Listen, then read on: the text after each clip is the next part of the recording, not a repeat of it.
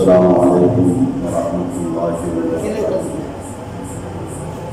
رب اشرح لي صدري ويسر لي أمري واحلل عقدة من لساني يفقهوا قولي.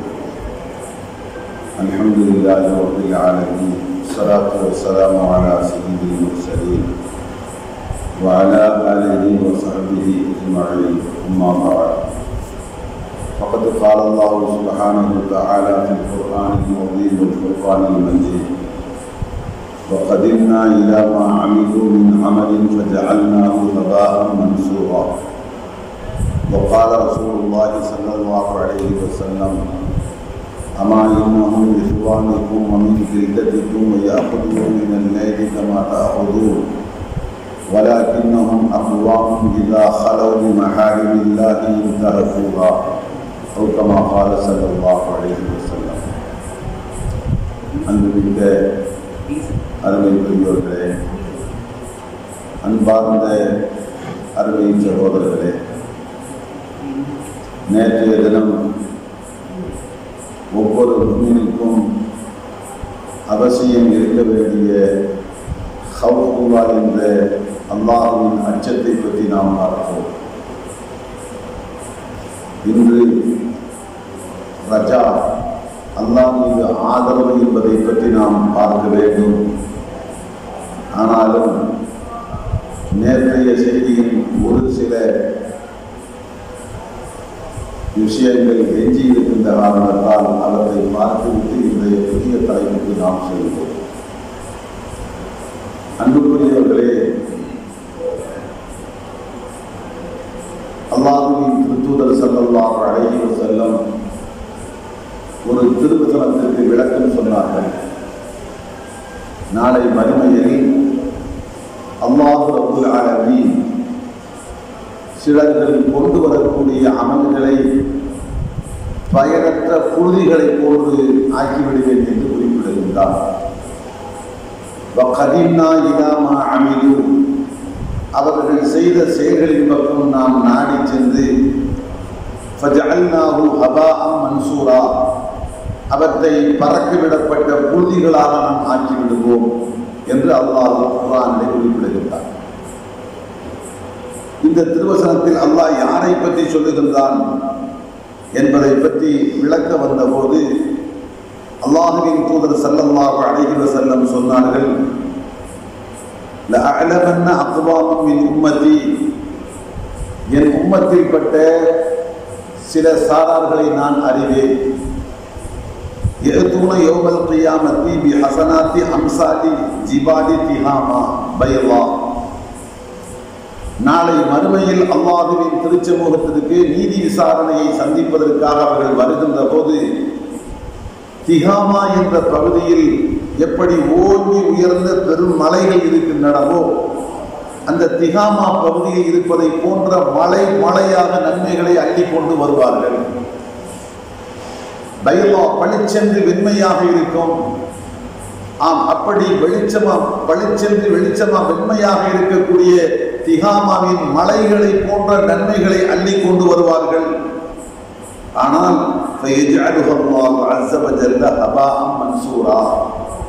அவற்றை மதிப்பில்லாத பயணத்தை குப்பையில் கொண்டு போய் கொண்டிருந்த புழுதிகளை போன்று அல்லாஹ் அவற்றை புழுதிகளாக ஆக்கி விடுவான். இப்படி அல்லாஹ்வின் திருத்தூதர் ஸல்லல்லாஹு அலைஹி வஸல்லம் சொன்ன போது அருகில் இருந்தார்கள் சௌபான் ரலியல்லாஹு அன்ஹு. அவர்கள் கேட்டார்கள்: அல்லாஹ்வின் திருத்தூதரே, சிஃப்ஹும் லனா வஜல்லி லனா அல்லா நகூன மின்ஹும் வநஹ்னு லா நஅலமு, அவர்கள் யார் என்று எங்களுக்கு விளக்கி சொல்லுங்கள். யார் கொண்டு வருகின்ற மலை போன்ற அந்த அமல்கள் பயனில்லாதவைகளாக புழுதிகளாக மாற்றப்படும் என்று தாங்கள் குறிப்பிடுகின்றீர்களோ, அவர்களின் பண்புகள் என்ன என்று எங்களுக்கு சொல்லுங்கள், கொஞ்சம் வெளிச்சம் போட்டு காட்டுங்கள். காரணம், அதை தெரிந்து கொண்டால் தான் நாங்கள் அறியாமலேயே அந்த கூட்டத்தில் சேராமல் இருப்பதற்கு நாங்கள் பாடுபடுவோம்.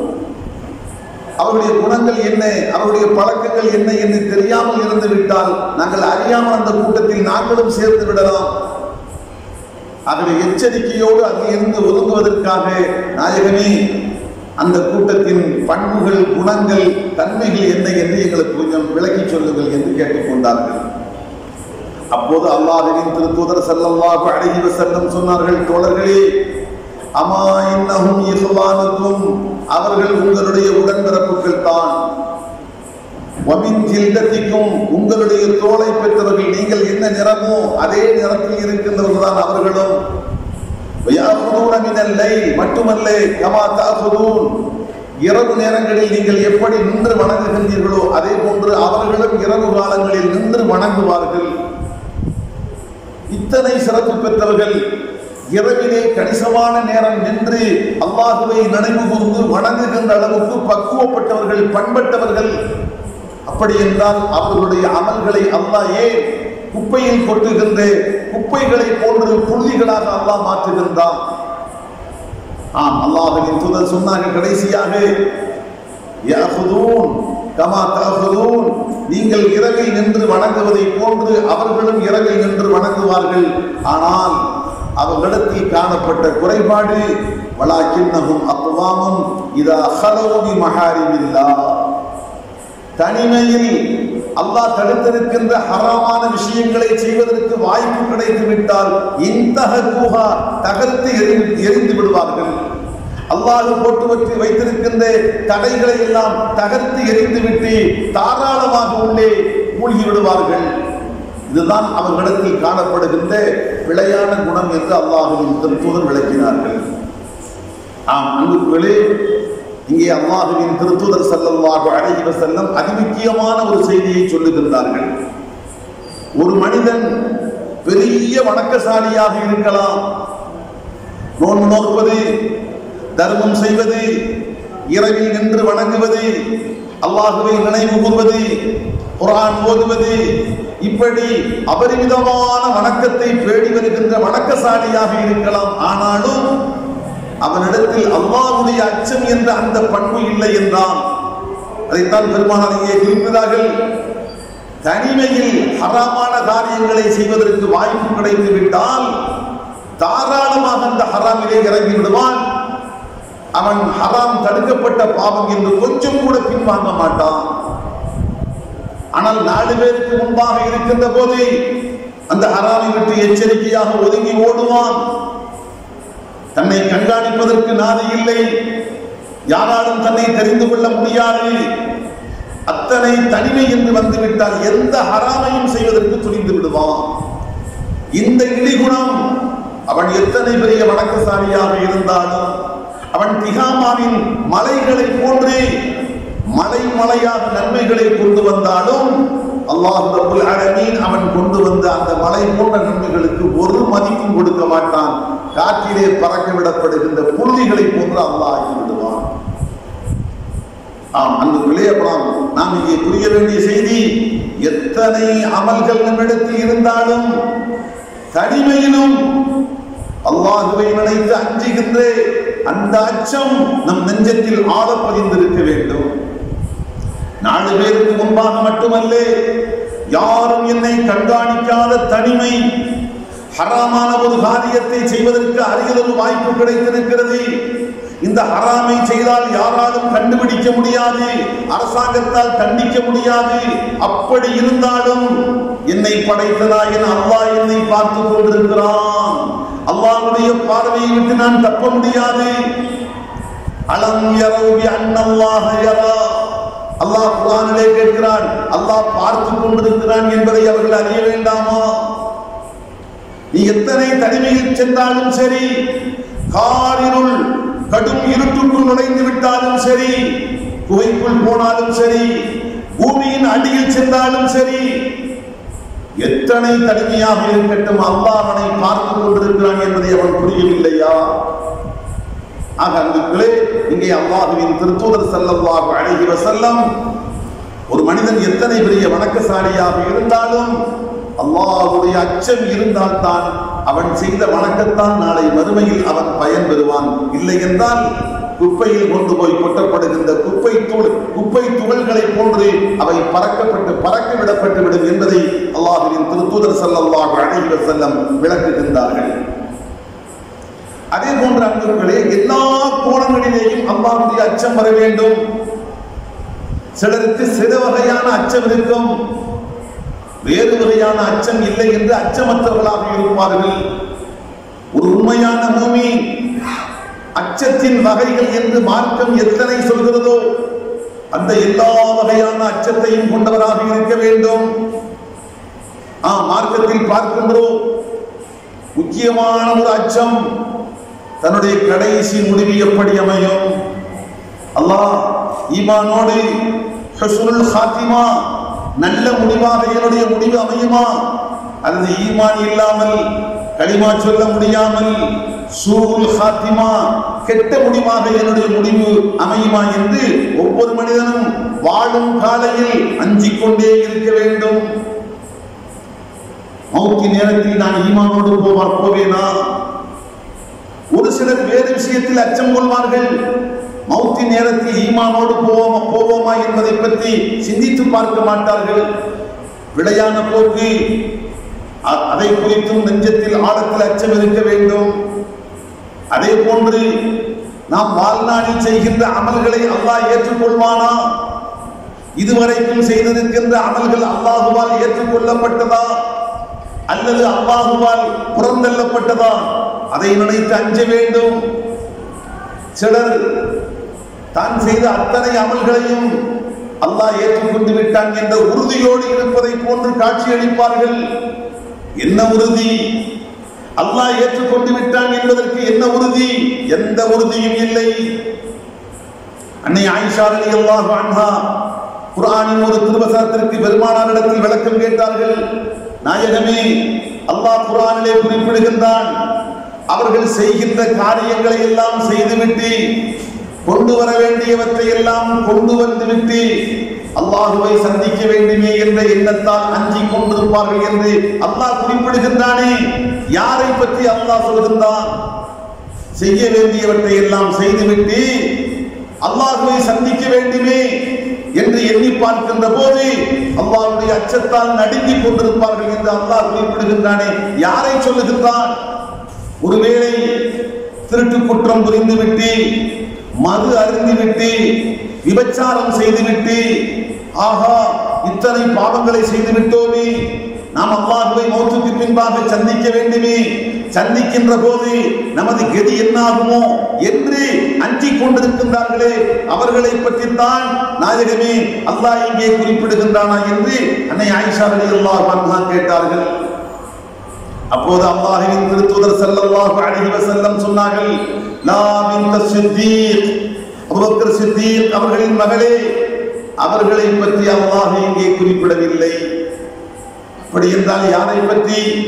அல்லாஹ்வின் தூதர் சொன்னார்கள், வலாக்கின்னஹும் யஸூமூன் வயுஸல்லூன் வயதஸத்தகூன் வஹும் யகாஃபூன் அல்லா யுக்பல மின்ஹும். அவர்கள் தொழுகிறார்கள், தான தர்மம் செய்கின்றார்கள், அத்தோடு நோன்பு நோக்கின்றார்கள். அதற்கு அப்பால் நாம் நோற்ற நோன்பு, நாம் செய்கின்ற தர்மம், நாம் தொழுத தொழுகை அல்லாஹுவால் ஏற்றுக்கொள்ளப்படுமா அல்லது ஏற்றுக்கொள்ளப்பட மாட்டாரா என்று அஞ்சிக் கொண்டிருக்கிறார்கள். நம்முடைய வணக்கத்தில் அறிந்தோ அறியாமலோ ஏதோ குறை செய்திருக்கலாம். தான தர்மம் செய்கின்ற போது இனம் புரியாத ஒரு முகஸ்துதி, தொழுகின்ற போது உள்ளச்சத்தில் குறைபாடு, நோன்பு நோக்கின்ற போது வேட வேண்டிய ஒழுக்கங்களில் குறைபாடு, தெரிந்தோ தெரியாமலோ நாம் செய்த வணக்கங்களில் இப்படி ஏதாவது ஒரு குறைபாடு நிகழ்ந்து விட்டிருக்கின்ற காரணத்தால் அல்லாஹ் இந்த வணக்கங்களை ஏற்றுக்கொள்ள மாட்டேன் என்று கரித்துணியை கசக்கி முகத்திலே எறிவதை போன்று அல்லாஹ் எறிந்து விடுவானோ என்று அஞ்சிக் கொண்டிருப்பார்கள். அவர்களை பற்றித்தான் ஆயிஷா அல்லாஹ் இங்கே குறிப்பிடுகின்றான். குடித்து விட்டு, விபச்சாரம் செய்துவிட்டு, திருட்டு குற்றம் புரிந்துவிட்டு அஞ்சிக் கொண்டிருக்கிறார்களே குற்றவாளிகள், அவர்களை பற்றி சொல்லவில்லை. அன்புக்குள்ளே, இதற்கு பேர்தான் இறையச்சம். மௌத்தின் போது ஈமானோடு மௌத்தாகுவோமா என்பதை பற்றி மட்டுமல்ல, வாழ்நாளில் நாம் செய்த அமல்கள் அல்லாஹ்விடத்தில் ஏற்றுக்கொள்ளப்படுமா அல்லது மறுக்கப்பட்டு விடுமா, அதை குறித்தும் அஞ்சிக் கொண்டிருப்பார்கள். அதையும் தாண்டி பார்க்கிறோம், தான் ஒரு முனாஃபிகாக இருப்போமோ, வெளிப்படையில் பார்க்கின்ற போது வாய்மையான முஃமின் என்று நம்மை நாம் கருதிக் கொள்கிறோம். பிற மக்களும் கருதலாம். அல்லாஹ்விடத்தில் நான் முனாஃபிக்காக இருக்கலாமோ? அல்லாஹ் பாதுகாக்க வேண்டுமே. அதை பற்றியும் ஒவ்வொருவரும் அஞ்ச வேண்டும். ஒரு உண்மையான முஃமின் நான் முனாஃபிக்காக இருப்பேனோ என்று அஞ்ச வேண்டும். தனக்குத்தானே சான்று கொடுத்துக் கொண்டு நான் முகலிசான மனிதன், உத்தமன், புத்திரன் என்று தனக்குத்தானே சான்று கொடுத்துக் கொண்டு முதுகை தனக்குத்தானே தட்டிவிட்டுக் கொண்டு தனக்குத்தானே பாராட்டு தெரிவிக்க கூடாது. உள்ளின் உள்ளே கரைந்து கொண்டிருக்க வேண்டும். உள்ளின் உள்ளே உருகி கொண்டிருக்க வேண்டும். ஒருவேளை நான் முனாஃபிக்காக இருந்து விட்டால் என் கதி என்னாகும்? எப்படிப்பட்ட உயர்ந்த அந்தஸ்துடையவர்கள் ஹஜ்ரத் ஃபாரூக் அல்-அஸம், ஹஜ்ரத் உமர் இப்னு அல்-கத்தாப் ரலியல்லாஹு அன்ஹு அவர்களுடைய வாழ்க்கையில் பார்க்கிறோம். அடிக்கடி ஹஜ்ரத் ஹுதைஃபா இப்னு அல்-யமான் ரலியல்லாஹு அன்ஹு அவர்களிடம் சென்று, ஹுதைஃபா, ஒரே ஒரு முறை அல்லாஹ்வின் தூதர் உங்களிடத்தில் முனாஃபிகீன்களை பற்றிய பட்டியல் சொன்னார்களே, அந்த பட்டியலில் என் பெயர் இடம் பெற்றிருக்கிறதா? திரும்ப திரும்ப கேட்பார்கள். அல்லாஹ்வின் தூதர் ஸல்லல்லாஹு அலைஹி வஸல்லம் மதீனா நகரத்தில் வாழ்ந்த காலையில் ஹுதைஃபா இப்னு அல்-யமான் ரலியல்லாஹு அன்ஹு அவர்களுக்கு மட்டும் பர்சனல் செக்ரட்டரி என்பதை போன்று, தனி தன்னுடைய செயலாளர் என்பதை போன்று சில ரகசியமான செய்திகளை சொல்லி வைத்திருந்தார்கள். நகரத்தில் யார் யார் முனாஃபிகீன்கள், என்ன என்ன குழப்பங்கள் பிற்காலத்தில் உருவாகும், பெருமானார் தன் கண்ணுக்கு பின்பாக இந்த உலகம் காணப்போகின்ற குழப்பங்கள் என்ன, யார் யார் கொல்லப்பட்டு ஷஹீதாக்கப்படுவார்கள், இது போன்று பொதுவெளியில் பகிர்வதற்கு பொருத்தமற்ற ரகசியமான செய்திகளை ஹஜ்ரத் ஹுதைஃபா இப்னு அல்-யமான் ரலியல்லாஹு அன்ஹு அவர்களுக்கு மட்டும் சொல்லி வைத்திருந்தார்கள். சஹாபாக்களில் சிலரை பார்க்கிறோம். மதீனா நகரத்தில் ஒருவருடைய ஜனாசா விழுந்து விட்டால், மரணம் நிகழ்ந்து விட்டால், இவர் உண்மையான முஃமினா முனாஃபிகா? உண்மையான முஃமினாக இருந்தால் ஜனாசா தொழுகையில் பங்கெடுத்துக் கொள்ள வேண்டும். ஒரு நயவஞ்சகன் முனாஃபிகாக இருந்தால் போகக்கூடாது. எப்படி தெரிந்து கொள்வது? அவர்கள் உன்னிப்பாக பார்ப்பார்கள். ஹுதைஃபா இப்னு அல்-யமான் இந்த ஜனாசாவுக்கு போகிறார்களா இல்லையா? போனால் நாமும் போவோம், இல்லை என்றால் நாமும் பின்வாங்குவோம். காரணம், அவர்களிடத்தில் அல்லாஹ்வின் திருத்தூதர் பட்டியல் கொடுத்து வைத்திருக்கின்றார்கள். நகரிலே முனாஃபிகீன்கள் யார் யார் என்று. இப்படி கூட சில சஹாபாக்கள் நடந்து கொண்டிருந்தார்கள்.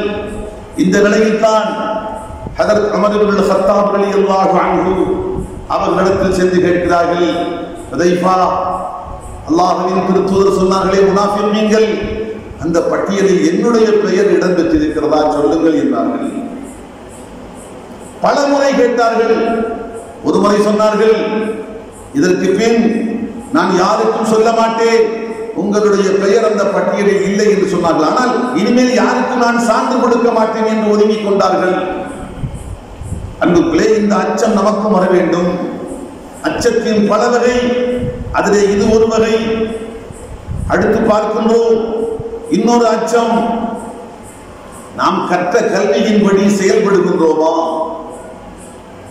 அன்புக்குள்ளே, கற்ற கல்வி என்றால் கலைக்கூடம் சென்று பெரும் பெரும் அரபி மதரசாக்களுக்கு சென்று 8 வருடங்கள் 10 வருடங்கள் கல்வி ஞானத்தை கற்றுத் தேர்ந்து மார்க்க அறிஞராக இருக்க வேண்டும் என்ற அவசியம் இல்லை. ஒவ்வொருவரும் அவரவர் தெரிந்திருக்கின்ற அறிவை பொறுத்த மட்டில் ஞானம் தெரிந்தவர். ஒவ்வொரு மனிதரும் இதுவரைக்கும் எத்தனையோ விஷயங்களை தெரிந்து வைத்திருக்கின்றோம். ஜும்ஆ பிரசங்கங்கள், ஒளி நாடாக்கள், மார்க்க கூட்டங்கள், ஊரிலே நடக்கக்கூடிய இஸ்லாமிய நிகழ்ச்சிகள், படிக்கக்கூடிய மார்க்க புத்தகங்கள், குர்ஆன் விளக்க உரைகள், தஃப்சீர், ஹதீஸ் விளக்க உரைகள், சஹாபாக்கள் வரலாறு, இப்படி எத்தனையோ பாதைகள் வழியாக மார்க்கத்தை நாம் தெரிந்து வைத்திருக்கின்றோம். அல்லாஹ் எவற்றை ஏவுகிறான், அல்லாஹ் எவற்றை தடுக்கின்றான், அல்லாஹ் எவற்றை விரும்புகிறான், அல்லாஹ் எவற்றை வெறுக்கின்றான், மறுமையின் வெற்றிக்கு துணை கூட்டக்கூடியவை எவை, மறுமையின் வெற்றிக்கு இழப்பை ஏற்படுத்தக்கூடியவை எவை, எத்தனையோ செய்திகளை நாம் தெரிந்திருக்கிறோம். ஆனால் ஒரு கேள்வி, இவற்றில் எத்தனை விஷயங்களை நம் வாழ்க்கையில் நாம் நடைமுறைப்படுத்தி இருக்கின்றோம்?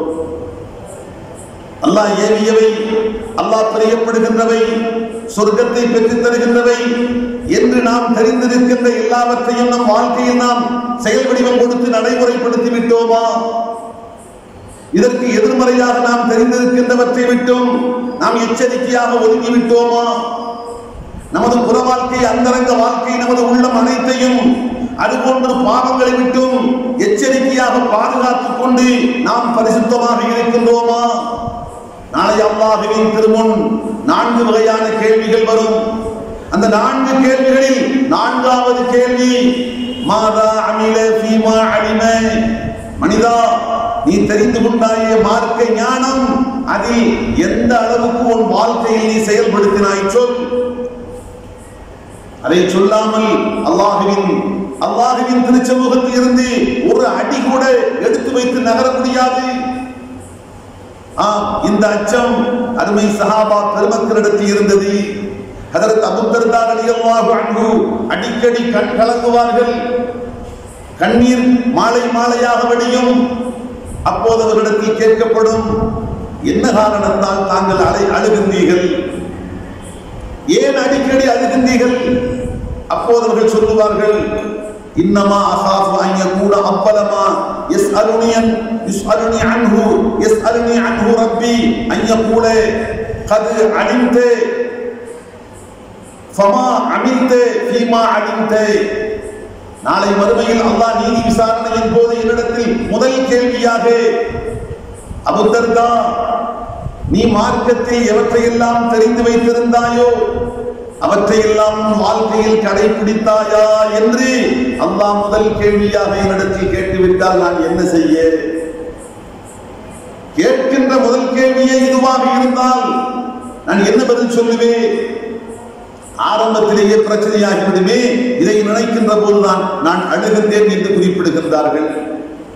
அன்புகளே, அதே போன்று கியாமத்து நாளை குறித்து நினைக்கின்ற போது அச்சம் வர வேண்டும். நாளை மறுமை அல்லாஹ்வின் திருச்சமூகத்தில் நாம் நிறுத்தப்பட்டு நீதி விசாரணைக்கு உட்படுத்தப்படுவோமே, அப்போது நம்முடைய நிலைமை என்னாகும் சிந்தித்து பார்க்க வேண்டும். ஹஜ்ரத் ஹஸன் பஸ்ரி ரஹ்மத்துல்லாஹி அலைஹி அவர்கள் குறிப்பிடுகின்றார்கள், லகத் மதா பைன யதைக்கும் அக்வாமுன், உங்களுக்கு முன்பாக ஒரு பெரும் கூட்டம் இந்த உலகத்தை கடந்து போய்விட்டார்கள். எப்படிப்பட்ட பரிசுத்தவான்கள் தெரியுமா? அவர்களுடைய நிலை, லவ் அன்ஃபக அஹதுஹும் அதத ஹாதல் ஹஸா, இந்த பூமியில் கிடைக்கக்கூடிய மண்ணின் எண்ணிக்கையின் அளவுக்கு அவர்கள் அல்லாஹ்வுடைய பாதையில் செலவு செய்திருந்தாலும் லஹஷிய அல்லாஹ் யன்ஜூ மின் இலமி தாலிகல் யௌம், அந்த மறுமையின் மகத்தான மறுமையின் பிடியில் இருந்து நாம் தப்ப முடியுமா என்று அஞ்சிக் கொண்டிருந்தார்கள். செய்த தான தர்மம், அவர்கள் மேற்கொண்ட வணக்க வழிபாடு இந்த உலகத்தில் யாரும் நிகழ்த்த முடியாது, யாரும் கடைபிடிக்க முடியாது. இத்தனை வணக்கத்துக்கு பின்பாக, இத்தனை தான தர்மங்களுக்கு பின்பாக மறுமையில் நாம் ஈடேற்றம் பெறுவோமா அல்லது ஆபத்தில் மாட்டிக்கொள்வோமா என்று அஞ்சிக் கொண்டே இருந்தார்கள். அன்புகளே, சுருக்கமாக நேற்றை நாம் பார்த்த அந்த தலைப்பில் ஒரு சில செய்திகள். மனிதனுக்கு அச்சம் என்பது அவசியம் இருந்தாக வேண்டும். அல்லாஹ்வை பற்றிய அச்சம் எந்த அளவுக்கு இருக்கிறதோ அந்த அளவுதான் பாவத்தை விட்டு மனிதன் விரண்டு ஓடுவான்.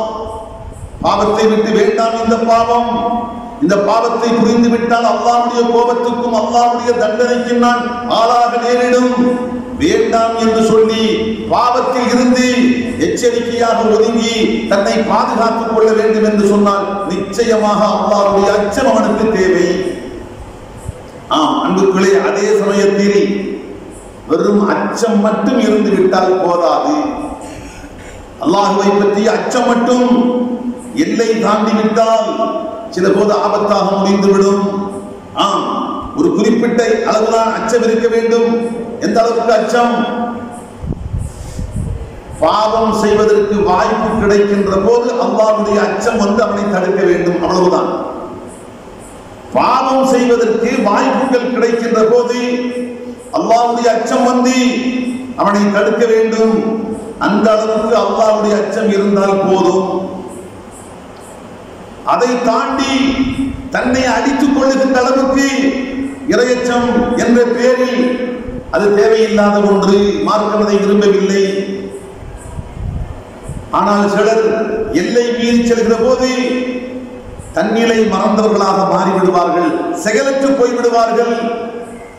அதனால் நான் மார்க்கம் சொல்கிறது, அவனுக்கு ஆதரவும் இருக்க வேண்டும், அல்லாஹ் மீது நம்பிக்கை இருக்க வேண்டும். எப்படி ஒரு குழந்தையை பார்க்கிறோம், நாம் தவறு செய்தால் நம் தாய் அடிக்கும் என்ற அச்சம் இருக்கும்.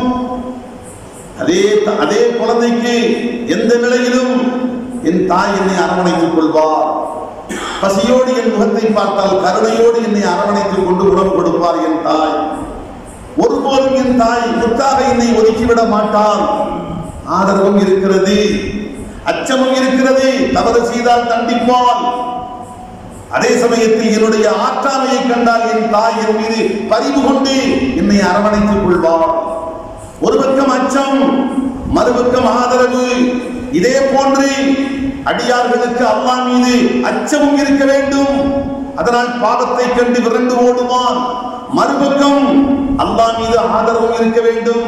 கருணையுள்ள ரப்புல் ஆலமீன் எந்த நிலைக்கு நான் சென்று விட்டாலும் மனப்பூர்வமான முறையில் நான் திரும்பி வாழ்வதற்கு முன் வந்தால் அல்லாஹ் என்னை ஏற்றுக்கொள்வான். அல்லாஹ் நிச்சயமாக என்னை ஏற்றுக்கொள்வான்.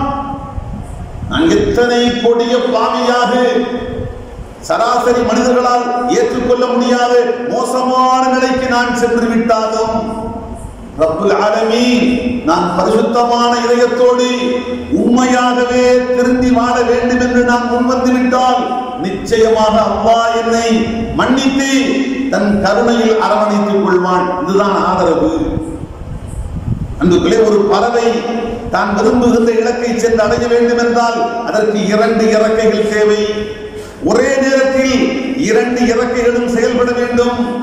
அதுபோன்று அல் ஈமான் பைனல் ஹௌஃபி வர் ரஜா, உண்மையான ஈமான் என்பது அச்சத்திற்கும் ஆதரவுக்கும் இடையிலே இருக்க வேண்டும். ஒரு பக்கம் அல்லாஹ் மீது அச்சம், மறுபக்கம் அல்லாஹ் மீது ஆதரவு. இரண்டுக்கும் நடுவில் ஈமானுடைய வாழ்க்கையை எடுத்து செல்ல வேண்டும். ஹதரத் உமர் இப்னு கத்தாப் ரலியல்லாஹு அன்ஹு இந்த உம்மத்தில் 2வது அந்தஸ்து பெற்றவர்கள். அவர்களுடைய வாழ்க்கையில் அவர்கள் சொன்ன ஒரு செய்தியை பாருங்கள். அவர்கள் சொன்னார்கள், நாளை மறுமையில் அல்லாஹ்வின் திருச்சமூகத்தில் நீதி விசாரணை நடைபெற்று தீர்ப்பு முடிவு சொல்லப்படுகின்ற சந்தர்ப்பத்தில் இப்படி அறிவிக்கப்பட்டதாக வைத்துக் கொள்ளுங்கள். எப்படி? எல்லோரும் சொர்க்கத்துக்கு செல்லுங்கள், ஒரே ஒரு நபரை தவிர எல்லோரும் சொர்க்கவாதிகள், ஒரே ஒரு மனிதர் மட்டும்தான் நரகவாதி என்று சொல்லப்பட்டால் அப்போது நான் நினைப்பேன், என்னை தவிர்த்து எல்லோரும் சொர்க்கத்துக்கு போக போகிறார்கள், ஒரே ஒருவர் நரகத்துக்கு போவார்கள் என்று அல்லாஹ் சொன்னானே, ஒருவேளை அது நானாகத்தான் இருப்பேன் என்று நான் கருதுவேன். இதுதான் அல்லாஹ்வுடைய அச்சம்.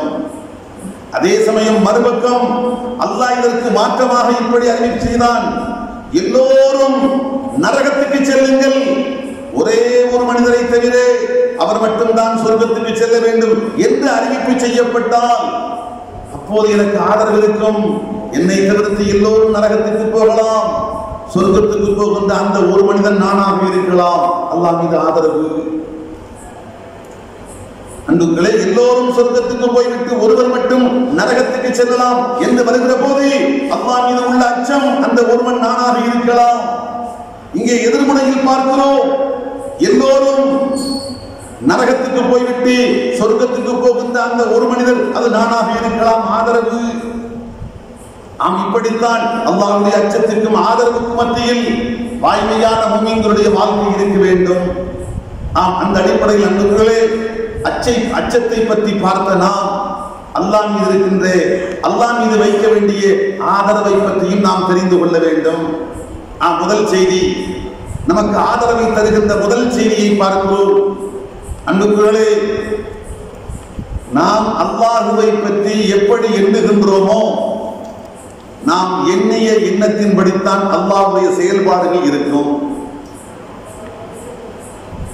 ஒரு அடிப்படையான செய்தி, எல்லா துறைகளுக்கும் பொருந்தும், எல்லோருக்கும் பொருந்தும். அல்லாஹ்வை பற்றி நாம் என்ன நினைக்கின்றோம் அப்படித்தான் அல்லாஹ் நம்மிடத்தில் நடந்து கொள்வான்.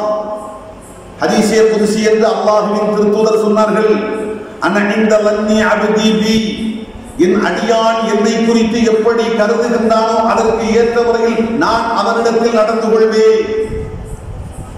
அப்படி என்றால் என்ன பொருள்? ஒரு பெரும் பாவி அவன் நினைக்கின்றான், எனக்கும் அல்லாஹ் இடத்தில் மோட்சம் உண்டு, எனக்கும் அல்லாஹ் இடத்தில் மன்னிப்பு உண்டு, எனக்கு கருணை காட்டுவது அல்லாஹ்வுக்கு அசாத்தியமான ஒன்றல்ல என்ற எண்ணம் அவன் நெஞ்சத்தின் ஆழத்தில் வந்துவிட்டால் நிச்சயமாக அல்லாஹ் அதே விதமாக அவனிடத்தில் நடந்து கொள்வான். இப்போது ஷைத்தானுக்கு வேலை இல்லை. ஷைத்தான் மனிதனுடைய அச்சத்தை அவநம்பிக்கையாக மாற்றி அவனுக்கும் அல்லாஹ்வுக்கும் மத்தியில் இருக்கின்ற அந்த தொடர்பை அறுத்துவிட்டு அடியானை துண்டிப்பதுதான் ஷைத்தானுடைய வேலை. எப்போது எந்த நிலையிலும் அல்லாஹ் என்னை மன்னிப்பதற்கு வாய்ப்பு இருக்கிறது என்ற நம்பிக்கை வந்து விட்டதோ ஷைத்தானுக்கு வேலை இல்லை. இப்போது மறுமையின் வெற்றியை நோக்கி அவன் நடக்கின்ற அந்த பாதையில் மன மகிழ்வோடு மன நிறைவோடு அவன் போய்கொண்டிருப்பான். அவன் எத்தனை பெரிய பாவம் செய்த பாவியாக இருந்தாலும் சரி. அன்புகளே, அதே போன்று அதற்கு மாற்றமாக சிந்தித்து பார்ப்போம். ஒரு மனிதன் எனக்கு அல்லாஹ் இடத்தில் மன்னிப்பு கிடைக்காது, எனக்கு அல்லாஹ் இடத்தில் மோட்சம் கிடைக்காது என்று அவநம்பிக்கை கொள்கிறான். அல்லாஹ் பாதுகாக்க வேண்டும். அவனுடைய எண்ணம் அல்லாஹ்வை பற்றி எப்படியோ அப்படித்தான் பெரும்பாலும் அமையும். அல்லாஹ் பாதுகாக்க வேண்டும். அதனால் தான் அல்லாஹ்வின் திருத்தூதர் ஸல்லல்லாஹு அலைஹி வஸல்லம் சொன்னார்கள், அல்லாஹ்வை பற்றி நல்லதே நினையுங்கள். அல்லாஹ்வை பற்றி நீங்கள் எண்ணுகின்ற போது உடன்பாடான முறையில், எதிர்மறையாக அல்ல, சாதகமான முறையிலே நீங்கள் சிந்தியுங்கள். அல்லாஹ் எல்லாவற்றையும் உங்களுக்கு சாதகமாக ஆக்கி கொடுப்பான். அன்புகளே, அதே சமயத்தில் எல்லா செய்திகளுக்கும் பொறுத்தும் ஒரு நோயாளி உலகமே கைவிட்டு விட்டது, சர்வதேச தரத்தில் இருக்கிற அத்தனை மருத்துவமனைகள் இருந்து பல்லாயிரக்கணக்கான மருத்துவர்களை இறக்குமதி செய்து அத்தனை பேரும் சோதித்து பார்த்தார்கள். எல்லோரும் முதட்டை பிதிக்கினார்கள், தேற்ற முடியாது. கைவிடப்பட்ட நோயாளி இன்னும் சில வினாடிகளில் உயிர் பிரிந்துவிடும். ஆயத்த பணிகளை செய்யுங்கள், அடக்கத்துக்குண்டான காரியங்களை செய்யுங்கள். இப்படித்தான் கலகல என்று இருப்பார். திடீரென்று மூச்சடங்கிவிடும் என்று சொன்னார்கள். ஆனால் சம்பந்தப்பட்ட நோயாளியோ வைரம் கொண்ட உறுதி, அல்லாஹ் எனக்கு ஆரோக்கியத்தை கொடுப்பான், மீண்டும் நான் முன்பிருந்ததை போன்று ஆரோக்கியம் பெற்று எழுந்து நான் நடமாடுவேன், என் பணிகளை செய்வேன், நெடுங்காலம் வாழ்வேன், சாதனை பல செய்வேன், அல்லாஹ்வுக்கு பொருத்தமான அடியானாக வாழ்ந்துவிட்டு நான் மரணிப்பேன் என்று வைரம் கொண்ட உறுதி. அத்தனை மருத்துவர்களையும் ஆச்சரியப்படுத்தும் விதமாக படுக்கையில் இருந்து எழுந்து விடுவான், படுக்கையில் இருந்து எழுவான், நோயில் இருந்து விடுபடுவான், உற்சாகத்தோடு செயல்படுவான். அவனுடைய வாழ்க்கை கணிசமான அளவு நீடிக்கும். அவன் நினைத்தவற்றை எல்லாம் முடித்துவிட்டு அதற்கு பின்பாகத்தான் அவன் மரணத்தை சந்திப்பான். உலகத்து வைத்தியர்கள் எத்தனை பேரும் ஒட்டுமொத்தமாக சேர்ந்து பிழைக்க மாட்டான் என்று கைவிட்டாலும் சரி, நீ அல்லாஹ் மீது வைக்கின்ற நம்பிக்கை, அல்லாஹ் என்னை காப்பாற்றுவான் என்று இருந்தால் நிச்சயம் அல்லாஹ் காப்பாற்றுவான். அதற்கு எதிர்மறையாக சிந்தித்து பார்க்கிறோம். ஒரு நோயாளி, ஒரு மனிதன் சாதாரணமாக காலிலே ஒரு முள் தைத்தது, சாதாரண ஒரு பிரச்சனை, ஒரு ஆணி, ஏதோ ஒன்று வைத்துக் கொள்ளுங்கள். உடனே அவர் நினைத்தார், இதுவே காலிலே சீல் பிடித்து புறையோடி போய் காலை பாதித்து முடிவில் என் உயிருக்கு ஆபத்தாக வந்து முடியும் என்று யாரோ சொல்றார்கள். ஒரு சாதாரண பிரச்சனை, இதைவிட பெரும் பிரச்சனை ஏற்பட்டவர்கள் எல்லாம் தேடி இருக்கிறார்கள், கடந்து வந்திருக்கின்றார்கள், ஆரோக்கியமாக இன்று வாழ்ந்து கொண்டிருக்கிறார்கள். இதற்கு போய் அதிகமாக நீ அஞ்சுகின்றாயே, யார் என்ன சொன்னாலும் சரி, உலகத்து வைத்தியர்கள் எல்லாம் வந்து ஒரு கவலையும் வேண்டாம், நீ நடமாடுவாய், சாதாரண பிரச்சனை என்று சொன்னாலும் சரி, சம்பந்தப்பட்ட அந்த நோயாளி இல்லை, இதிலேதான் எனக்கு மரணம் நிகழப் போகிறது, இதில் இருந்து நான் தேற மாட்டேன் என்று தனக்குத்தானே முடிவெடுத்து அல்லாஹ் என்னை தேர்த்த மாட்டான், இதில் தான் எனக்கு மரணம் சம்பவிக்கும் என்று கருதிவிட்டால் பெரும்பாலும் அதுதான் அவனுக்கு மரணத்துக்கு காரணமாக இருக்கும். காரணம், நீ அல்லாஹ் மீது எப்படி நம்பிக்கை வைக்கின்றாய்? எத்தனை கொடிய வியாதியாக இருந்தாலும் சரி, அல்லாஹ் என்னை எழுப்பி விடுவான், எழுந்து நடமாட வைப்பான் என்றால் நிச்சயமாக அல்லாஹ் உன்னை எழுப்பி நடமாட வைப்பான். சாதாரண அற்ப விஷயமாக இருக்கட்டும், அல்லாஹ் இதிலேதான் என் மரண வியாதியை வைத்திருக்கிறான் என்று கருதினால் அப்படித்தான் முடியும். இது நோய் ஆரோக்கியத்திற்கு மட்டுமல்ல, வறுமை செல்வ நிலைகளுக்கும் பொருந்தும், மகிழ்ச்சி சோகத்துக்கும் பொருந்தும்.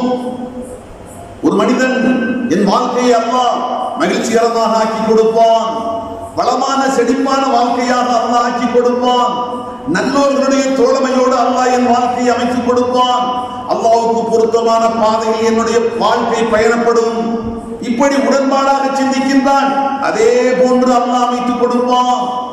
இன்னொரு மனிதன், எங்கே என் வாழ்க்கை, மரணம் வரைக்கும் நான் வறுமையோடு போராட வேண்டும், சோகமும் கவலையும் என் வாழ்க்கையில் ஒருபோதும் தீராது, தீயவர்களோடு தான் என் சகவாசம் அமையும், நரகத்தின் பாதையில் தான் கடைசி வரைக்கும் என் வாழ்க்கை பயணப்படும்.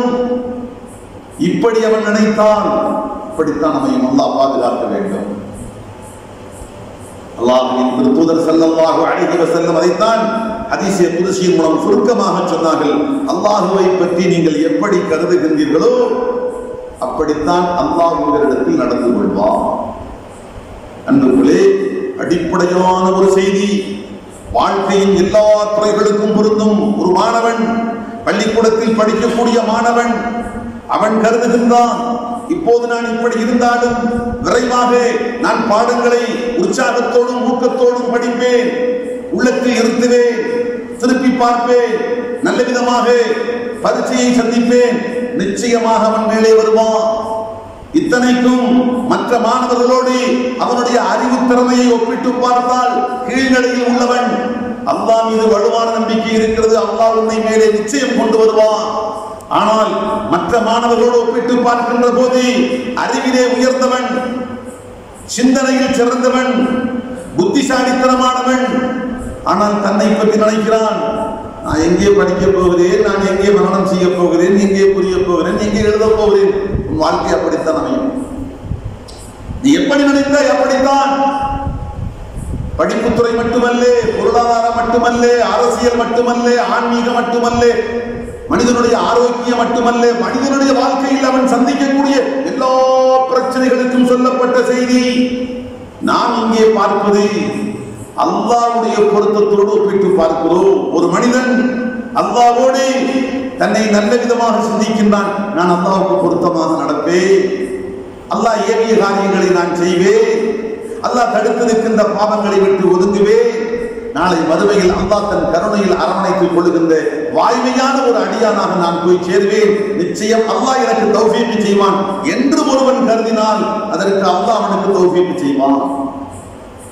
அதற்கு மாற்றமாக கருதினால் அவன் எப்படி எண்ணுகின்றானோ பெரும்பாலும் அப்படித்தான் போய் முடிவடையும். இல்லா மாஷா அல்லாஹ், அல்லாஹ் நாடுகின்ற ஒரு சில நபர்களை தவிர. அன்புகளே, இந்த இடத்தில் அதே சமயத்தில் நாம் இன்னொரு செய்தியை புரிந்து கொள்ள வேண்டும். ஆதரவு வைப்பதற்கு ஒரு அர்த்தம் இருக்கிறது. ஆதரவு என்பது ஒன்று, தன்னைத்தானே ஏமாற்றிக் கொள்ளுகின்ற மடமைத்தனமான ஏமாற்றுத்தனம் என்பது ஒன்று. இரண்டுக்கு மத்தியில் வித்தியாசத்தை புரிய வேண்டும். குர்ஆனிலே அல்லாஹ் சொல்றான், இன்னல்லதீன ஆமனூ வல்லதீன ஹாஜரு வஜாஹது ஃபீ ஸபீலில்லாஹ் உலாயிக யர்ஜூன ரஹ்மத்தல்லாஹ் வல்லாஹு கஃபூருர் ரஹீம். மூன்று தன்மைகளை அல்லாஹ் வரிசைப்படுத்துகின்றான். அல்லதீன ஆமனூ, இறை நம்பிக்கை கொண்டார்கள் ஒன்று. வல்லதீன ஹாஜரு, தாயகம் துறந்து ஹிஜ்ரத்தை மேற்கொண்டார்கள்.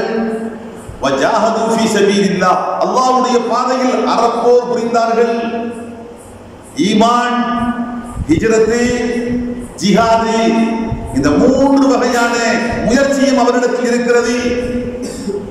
அவர்களை பற்றி அல்லாஹ் சொல்றான், உலாயிக யர்ஜூன ரஹ்மத்தல்லாஹ், இவர்கள் அல்லாஹ்வுடைய ரஹ்மத்தை என்ற கருணையை ஆதரவு வைப்பார்கள். என்ன பொருள்? இந்த மூன்று வகையான முயற்சி யாரிடத்தில் இருக்கிறதோ அவர் அல்லாஹ்வுடைய கருணையில் ஆதரவு வைப்பதில் அர்த்தம் இருக்கிறது. அது அர்த்தமுள்ள ஆதரவு. அல்லாஹு கஃபூர் ரஹீம். இதையும் தாண்டி அவரிடத்தில் நிகழ்ந்துவிட்ட சிறு சிறு குற்றங்கள் குறைபாடுகளை அல்லாஹ் மன்னிக்க போதுமானவன். மன்னித்து அல்லாஹ்வுக்கு இரக்கம் காட்ட போதுமானவன். பிரதானமாக ஈமான் இருக்கிறது, ஹிஜ்ரத் இருக்கிறது, ஜிஹாத் ஃபீ சபீலில்லாஹ் இருக்கிறது. நிச்சயமாக இவனுக்கு அல்லாஹ்வுடைய ரஹ்மத்தை ஆதரவு வைப்பதற்கு தகுதி இருக்கிறது, தரம் இருக்கிறது, உரிமை இருக்கிறது. அதன் எதிர்மறையான அர்த்தத்தை கொஞ்சம் புரட்டி போட்டு சிந்தித்து பாருங்கள். ஜிஹாதும் இல்லை, ஹிஜ்ரத்தும் இல்லை, என் ஈமானும் இல்லை. ஆனால் அவன் சொல்கிறான், எனக்கும் அல்லாஹ்வுடைய ரஹ்மத்து கிடைக்கும், எனக்கும் அல்லாஹ்வுடைய ரஹ்மத்து கிடைக்கும், நான் அல்லாஹ்வுடைய ரஹ்மத்தை விட்டு ஒதுங்க வேண்டிய தேவையில்லை.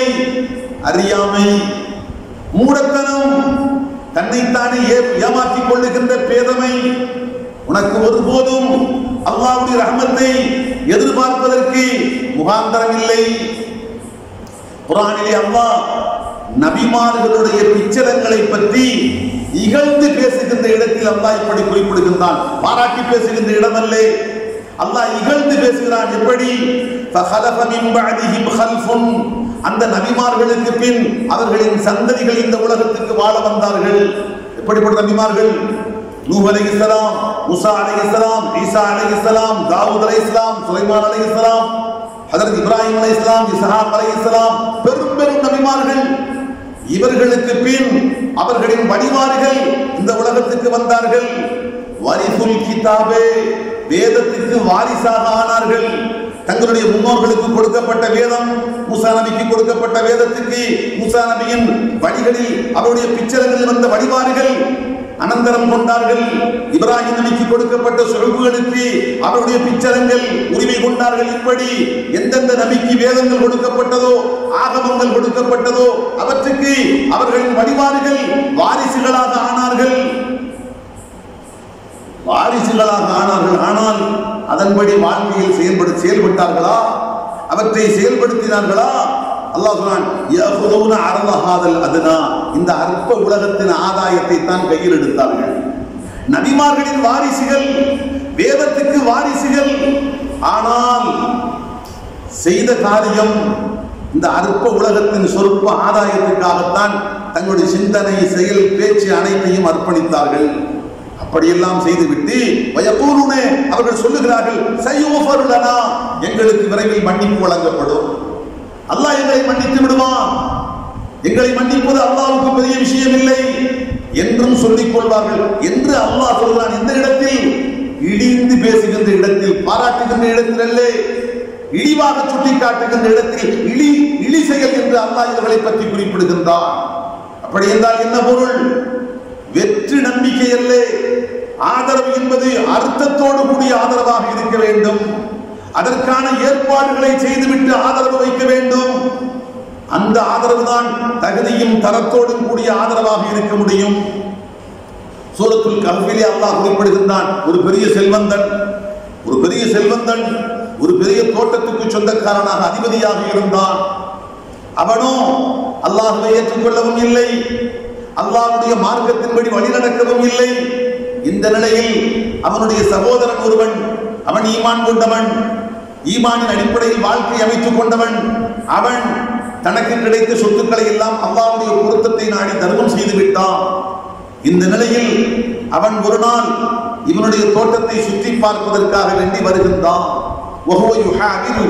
குர்ஆனிலே அல்லாஹ் குறிப்பிடுகிறான், பெருமிதத்தோடு பெருமை கொண்டவனாக தன் தோட்டத்தை சுட்டி காட்டுகிறான்.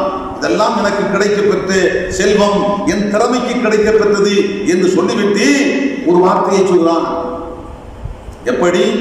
வலையின் ருதித்து இலா ரப்பி, நீ கருதுவதை போன்று ஒருவேளை நாளை மரணத்துக்கு பின்பாக ஒரு வாழ்க்கை என்று ஒன்று இருந்து நான் என் ரப்பிடத்தில் திரும்பி அழைத்து செல்லப்பட்டால் லஅஜிதன்ன கைரம் மின்ஹா முன்கலபா, இங்கே இருக்கின்ற வீடு, வாசல், தோட்டம், துறவு, செல்வ செழிப்பு, இதைவிட சிறந்த ஒன்றை நான் அங்கே பெற்றுக் கொள்வேன்.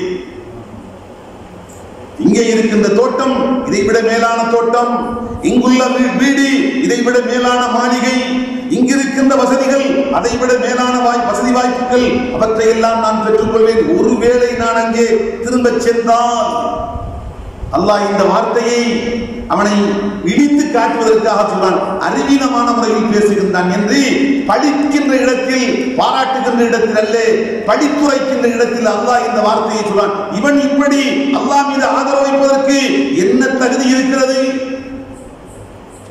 மற்றவன் இருக்கிறானே அல்லாஹ் மீது நம்பிக்கை, ஈமானுடைய வாழ்க்கை, கையில் இருந்த செல்வத்தை கூட அல்லாஹ் எனக்கு மறுமையில் தருவான் என்ற நம்பிக்கையோடு ஏழை எளிய மக்களுக்கு அள்ளி கொடுத்து விட்டான். கையிலே ஒன்றுமில்லை, அல்லாஹ்வுடைய ஹஸானாவில் நிரம்பி இருக்கிறது, மறுமையில் சென்றால் எடுத்துக் கொள்ளலாம் என்ற உறுதியான நம்பிக்கை இருக்கிறது. அவன் சொன்னால் அர்த்தம் இருக்கிறது, நான் என் ரப்பிடத்தில் திரும்ப சென்றால் இதை விட மேலான பாக்கியத்தை எனக்கு தருவான் என்று எனக்கு ஆதரவு நம்பிக்கை இருக்கிறது என்றால், அவன் நம்பிக்கை வைப்பதற்கு அர்த்தம் இருக்கிறது, நம்பிக்கை வைப்பதற்கு தகுதியும் தரமும் உரிமையும் இருக்கிறது. இவன் வைப்பதற்கு என்ன இருக்கிறது? ஒன்றுமே. ஆக அன்பர்களே, அல்லாஹ் மீது ஆதரவு வைப்பது பாராட்டுக்குரிய ஒன்று. அதே சமயத்தில் அந்த ஆதரவு நியாயமான ஆதரவு என்று சொல்வதற்கு ஏற்ற முகாந்தரங்களை அவன் பெற்றிருக்க வேண்டும், முகாந்தரங்களை உருவாக்கிக் கொள்ள வேண்டும். எந்த அடிப்படையும் இல்லாமல் ஒரு மனிதன் ஆதரவு வைக்கிறேன் என்று சொன்னால் அது ஏற்றுக்கொள்ளத்தக்கதல்ல. அல்லாஹ்வின் திருத்தூதர் ஸல்லல்லாஹு அலைஹி வஸல்லத்தின் வாழ்க்கையில் பாருங்கள், நாம் எப்படி நினைக்கின்றோமோ அப்படியே அல்லாஹ் நடத்தி கொடுக்கிறான் என்பதற்கு ஒரு சின்ன உதாரணம். தாயிஃப் நகரத்தில் அல்லாஹ்வின் தூதருக்கு நடந்த கொடுமை பெருமானாருடைய வாழ்க்கையில் மறக்க முடியாத ஒன்று. அன்னை ஆயிஷா ரலியல்லாஹு அன்ஹா ஒருவரை கேட்டார்கள், நாயகமே, உங்கள் வாழ்க்கையில் மறக்க முடியாத நிகழ்ச்சி ஏதேனும் உண்டா என்று கேட்டார்கள். அப்போது அல்லாஹ்வின் திருத்தூதர் ஸல்லல்லாஹு அலைஹி வஸல்லம் சொன்னார்கள், ஆயிஷா, தாயிஃப் நகரத்துக்கு சென்றிருந்தேன். அங்கே சென்று அல்லாஹ்வின் மார்க்கத்தின் பக்கம் மக்களுக்கு அழைப்பு கொடுப்பதற்காக நான் சென்றேன். அங்கே இருந்த 3 தலைவர்கள், ஒருவர் இப்படி சொன்னார், ஒருவர் இப்படி சொன்னார், இப்படி சொன்னார். 3 பேரும் என்னை மறுதளித்து விட்டார்கள். கடைசியாக ஊரை விட்டு வெளியேறலாம், பொதுமக்களிடத்தில் சென்று சொல்லி பார்த்தேன், யாரும் ஏற்றுக்கொள்ளவில்லை. இந்த நிலையில் ஊரை விட்டு வெளியேறலாம் என்று கருதி இருந்த நிலையில் அவர்கள் ஊரில் இருக்கின்ற தாழ்ந்தவர்களையும் இடிமக்களையும் ஏறிவிட்டு கற்களால் என்னை அடிக்க ஆரம்பித்தார்கள். நான் ஓடுகிறேன், பொறுக்க முடியாமல் ஓடுகிறேன். ஓட அடித்தார்கள். என் மேடையில் இருந்து வடிகின்ற ரத்தம் என் பாதனையும் என் கால்களும் ஒட்டுகின்ற அளவுக்கு பாதனை வரைக்கும் ரத்தம் வடிந்திருந்தது. ஓடுகிறேன், பொறுக்க முடியவில்லை. எந்த அளவுக்கு ஓடினேன் ஆயிஷா? ஓடுகிறேன். எங்கிருந்து ஓடுகிறேன், எதை நோக்கி ஓடுகின்றேன், ஏன் ஓடுகிறேன் என்பதே தெரியாமல் ஓடிக்கொண்டிருந்தேன். கடைசியாக ஒரு இடத்தில் போய் மயங்கி விடுகின்றார்கள். அல்லாஹ்வின் திருத்தூதர் ஸல்லல்லாஹு அலைஹி வஸல்லம் அதற்கு பின் அங்கே கீழே விழுந்த அந்த இடத்தில் நடந்த செய்திகள், தோட்டக்காரர்கள் 2 பேரும் மக்காவை சார்ந்தவர்கள். அது ஒரு தனி செய்தி. நாம் இங்கே சொல்ல வருகின்ற முக்கியமான செய்தி, இந்த நிகழ்ச்சிக்கு பின் அல்லாஹ்வின் திருத்தூதர் மக்காவை நோக்கி அமைதியாக சோகத்தோடு நடந்து வருகிறார்கள். திடீரென்று பார்க்கிறார்கள், அல்லாஹ்வின் தூதர் எப்படி வானத்துக்கு மேலே கார்மேக கூட்டம் ஒன்று வருகிறது. பெருமானார் வானத்தை பார்க்கிறார்கள். சஹாபத்துன் அவல்லத்துஹு, அல்லாஹ்வின் தூதர் தலைக்கு மேலே ஒரு பெரிய கார்மேக கூட்டம் வந்து நல்ல கொடுக்கிறது.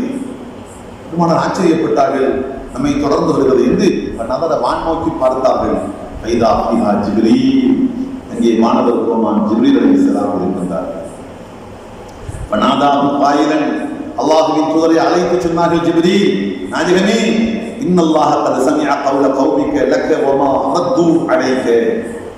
நீங்கள் அந்த மக்களிடத்தில் சொன்ன செய்தி என்ன, அதற்கு அந்த மக்கள் சொன்ன பதில் என்ன, எல்லாவற்றையும் அந்த மக்கள் உங்களிடத்தில் நடந்து கொண்ட நடக்கும் விதம் என்ன, எல்லாவற்றையும் அல்லாஹ் தெரிந்து கொண்டு விட்டான். அல்லாஹ் தெரிந்து கொண்டான். இந்த நிலையில் வகத் பஅஸ இலைக மலக்கல் ஜிபால் லிதஅமுரஹு பிமா ஷி'த ஃபீஹிம், அல்லாஹ் மலைகளுக்கு பொறுப்பான வானவரை அல்லாஹ் உங்களிடத்தில் அனுப்பி வைத்திருக்கிறான். மலைகள் நீங்கள் என்ன விரும்புகின்றீர்களோ அவருக்கு அந்த உத்தரவிடுங்கள், அடுத்த வினாடி அதை செய்து முடிப்பார். இந்த செய்தியை ஹஜ்ரத் ஜிப்ரீல் அலைஹிஸ்ஸலாம் சொல்லி முடிக்கவில்லை. ஃபஸல்லம அலைஹி மலக்குல் ஜிபால், அதே நேரத்தில் சப்தம் வருகிறது, அஸ்ஸலாமு அலைக்கும் யா ரசூலல்லாஹ். யாரது? மலைகளுக்கு அதிபதியான, மலைகளுக்கு பொறுப்பாளரான அந்த மலக்கு சலாம் சொல்கிறார். சொல்லிவிட்டு சொன்னார், யா முஹம்மத் நபியே, இன் ஷி'த, நீங்கள் விரும்பினால், உத்பிகு அலைஹிமுல் அஹ்ஷபை, இந்த தாயிப் நகரத்துக்கு 2 மருங்கிலும் ஓங்கி உயர்ந்த 2 மலைகள் இருக்கின்றன. அந்த 2 மலைகளையும் ஒன்றாக சேர்த்து ஓங்கி அடிக்கின்றேன். இடைப்பட்ட மலைகளுக்கு இடையிலே நசுங்கி சின்ன பின்னமாக சிதறி போய்விடுவார்கள். தாங்கள் உத்தரவிடுங்கள். தாங்கள் உத்தரவிட்டால் இந்த தாயிப் நகரத்து மக்களை 2 மருங்கில் இருக்கக்கூடிய அந்த மலைகளுக்கு மத்தியில் வைத்து நசுக்கி விடுகின்றேன். மலக்குல் ஜிபால் கேட்கின்றார்கள். அப்போது அல்லாஹ்வின் திருத்தூதர் ஸல்லல்லாஹு அலைஹி வஸல்லத்துடைய வாயில் இருந்து வந்த வார்த்தை, அன்று அர்ஜு அன் யுஃரிஜ அல்லாஹு மின் அஸ்லாதிஹிம் மன் யஅபுதுல்லாஹ வஹதா வலா யுஷ்ரிகு பிஹி ஷையா. மலக்கே, எனக்கு அல்லாஹ்வின் நம்பிக்கை ஆதரவு இருக்கிறது. இவர்கள் இந்த ஈமானை ஏற்றுக்கொள்ளாவிட்டாலும் இவர்களில் இருந்து ஒரு சந்ததி வரும். அந்த சந்ததி அல்லாஹ் ஒருவனை மட்டும் வணங்குவார்கள். அல்லாஹ்வுக்கு எந்த நிலையிலும் ஷிர்க் இணை கற்பிக்க மாட்டார்கள். அல்லாஹ்வின் திருத்தூதருடைய ரஜா ஆதரவு. என்ன நடந்தது? என்ன நடந்தது? அல்லாஹ் அப்படியே ஆக்கி வைத்தான். மட்டுமல்ல, வரலாற்றை பார்க்கிறோம். உலகம் முழுவதும் பரவிய இஸ்லாத்திற்கு பெரும் பங்காற்றிய மாவீரர்கள் தாயிபில் இருந்து வந்தவர்கள். ஏன், நமது இந்தியாவை எடுத்துக் கொள்ளுங்கள். சிந்து பெருவெளிக்கு வந்தாரே முஹம்மது பின் காசிம். யார் அவர்? முஹம்மது பின் காசிம் சதஃபி. சதஃபி தாயிப் நகரத்தில் இருக்கக்கூடிய பிரபலமான ஒரு கோத்திரம். சதஃபி கோத்திரத்தை சார்ந்தவர் தான் முஹம்மது பின் காசிம். அவர் மூலமாகத்தான் வட மாநிலங்களில் தீனுல் இஸ்லாம் அறிமுகப்படுத்தப்பட்டு தீனுல் இஸ்லாம் பரவ ஆரம்பித்தது. நமது தென் பகுதியில் வேண்டும் என்றால் மாணிக்கமுடி தீரா ரஹ்மத்துல்லாஹி அலைஹி, அதாவது கொடுங்கநல்லூர் சேரமான் பெருமாள், அந்த மன்னர் அல்லாஹ்வின் திருத்தூதர் சந்திரனை 2ஆக பிளந்து காட்டிய அந்த காட்சியை பார்த்துவிட்டு சேரமான் பெருமாள் ஆட்சியை உதறிவிட்டு பெருமானாரை சந்திக்க போனார். கடைசி பெருமானா இறந்து விட்டார்கள். சித்தியுல் அக்பரை சந்தித்து விட்டு ஒரு கூட்டத்தை அழைத்துக் கொண்டு இங்கே வருகின்றார். வருகின்ற வழியிலேயே அவர் இறந்து விட்டார். அவர் அழைத்துக் கொண்டு வந்த அந்த கூட்டம் மாலிக் தீனார் ரஹ்மத்துல்லாஹி அலைஹி அவர்கள் தலைமையின் கீழ் முதலாக தென்னகத்தின் கடற்கரை கொடுங்கநல்லூர் என்ற ஊரில் வந்து இறங்குகிறார்கள். அங்கேதான் இந்தியாவிலேயே முதலாக கட்டப்பட்ட பள்ளிவாசல். அப்படியே அங்கிருந்து திருவனந்தபுரம், குளைச்சல், தேங்காய்பட்டினம், காயல்பட்டினம், கீழக்கரை, இந்த மார்க்கமாக ஆரம்ப காலத்திலே சித்தியுல் அக்பருடைய காலத்திலேயே முஸ்லிம்கள் இங்கே வந்திருக்கின்றார்கள். அந்த காலத்திலேயே ஈமான் இந்த தென்பகுதியில் பரவி இருக்கிறது. அதற்கு பல காலத்திற்கு பின்பாகத்தான் வட மாநிலங்களில் இஸ்லாம் தென் மாநிலங்களுக்கு சாத்வீகமான முறையில் வந்தது. அங்கே வேறு விதமாக சிலோனில் இருந்து தங்களுடைய குதிரைகளை கொடுத்துவிட்டு நறுமணப் பொருட்களை வாங்கிக் கொண்டு அரபுகள் போகிற போது சிந்து பகுதியை ஆட்சி செய்து கொண்டிருந்த ரஜபுத்திர மன்னர்கள் பகலிலே மன்னர்களாக இருப்பார்கள், இரவிலே வழிப்பறி கொள்ளையர்களாக இருப்பார்கள். அந்த வழிப்பறி கொள்ளையர்கள் அன்று சென்று கொண்டிருந்த அந்த வியாபாரிகளையும் அவர்களுடைய பொருட்களையும் பெண்டு பிள்ளைகளையும் கைது செய்து கொண்டு சென்று விட்டார்கள். எவ்வளவோ மன்றாடினார்கள். அங்கிருந்து கேட்டு பார்த்தார்கள், பெண்டு பிள்ளைகளை எல்லாம் விட்டு விடுங்கள், பொருட்களை வேண்டும் என்றால் வைத்துக் கொள்ளுங்கள் என்று. அவர்கள் ரொம்ப எகத்தாளமாக பதில் சொன்னார்கள், உங்கள் கலீஃபாவிடத்தில் போய் சொல், அவர் வந்தால் வந்து வீட்டுக்கு கொண்டு போகட்டும், அவர் முடிந்தால் வந்து வீட்டுக்கு கொண்டு போகட்டும். அப்போதுதான் முஹம்மது பின் காசிம் ரஹ்மத்துல்லாஹி அலைஹி அவர்கள் ஒரு படையோடு அனுப்பி வைக்கப்படுகிறார்கள். அவர்கள் வந்து கைது செய்யப்பட்டு அவர்களை வீட்டுக் கொண்டது மட்டுமல்ல, சிந்து பகுதி முழுவதையும் தன்னுடைய ஆட்சியின் கீழ் கொண்டு வந்தார்கள். ஆனால் இது வரலாற்று செய்தி. நாம் இங்கே சொல்ல வருகின்ற செய்தி, அல்லாஹ்வின் திருத்தூதருடைய அந்த ஆதரவு. தாய் மக்களை 2 மலைகளுக்கு நடுவில் வைத்து நசுக்கி அழித்து விட வேண்டாம். எனக்கு நம்பிக்கை ஆதரவு இருக்கிறது. அல்லாஹ் இதே சந்ததியில் இருந்து அல்லாஹ்வை மட்டும் வணங்கக்கூடிய, எந்த நிலையிலும் அல்லாஹ்வுக்கு இணை கற்பிக்க மாட்டோம் என்று உறுதியோடு இருக்கக்கூடிய ஒரு சமுதாயத்தை அல்லாஹ் வெளிப்படுத்துவான் என்ற நம்பிக்கை எனக்கு இருக்கிறது என்று அல்லாஹ்வின் திருத்தூதர் சொன்னார்களே. சொல்லுக்கு சொல் சத்தியம். அல்லாஹ் அப்படியே நடத்தி காண்பித்தான். அன்பர்களே, ரஜா என்ற இந்த ஆதரவை பற்றி தொடர்ச்சியாக நாம் இன்னும் சில செய்திகளை தெரிந்து கொள்ள வேண்டும். இன்ஷா அல்லாஹ் இதனுடைய தொடர்ச்சியை நாளை இன்னும் நாம் தெரிந்து கொள்வோம். அல்லாஹ் ரப்பல் ஆலமீன் அவன் மார்க்க விளக்கங்களை சரியாக புரிந்து வாழ்க்கையில் கடைபிடித்து ஈருலகத்தில் வெற்றி பெறுகின்ற நல்லவர்களாக ஆக்கியவர்களாக. ஆமீன் யா ரப்பல் ஆலமீன். அல்ஹம்துலில்லாஹி ரப்பில் ஆலமீன். சந்தேகம்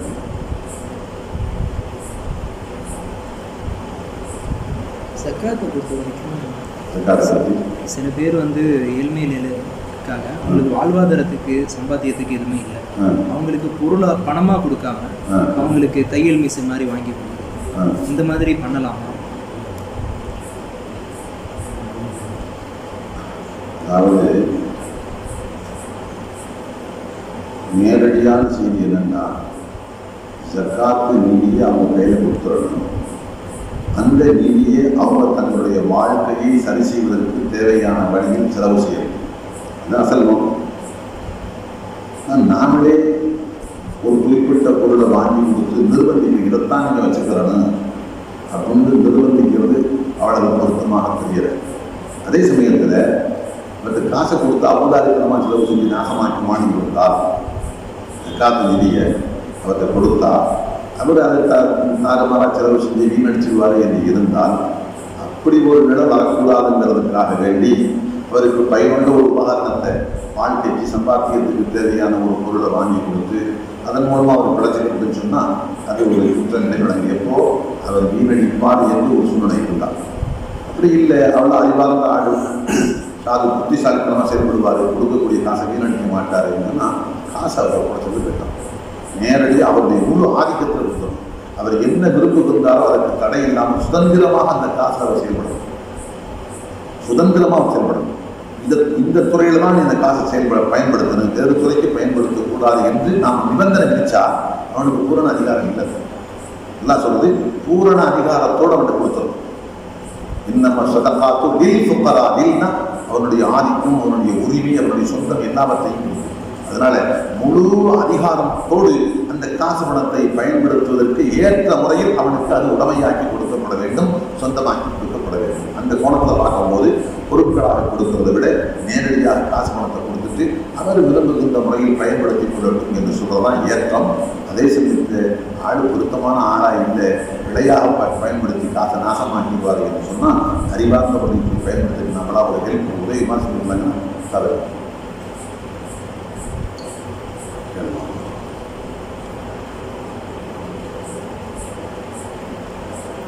மாதிரி ஒரு ஸ்விக்கி ஜொமேட்டோலாம் ஃபுட் டெலிவரி பண்ணுறாங்க.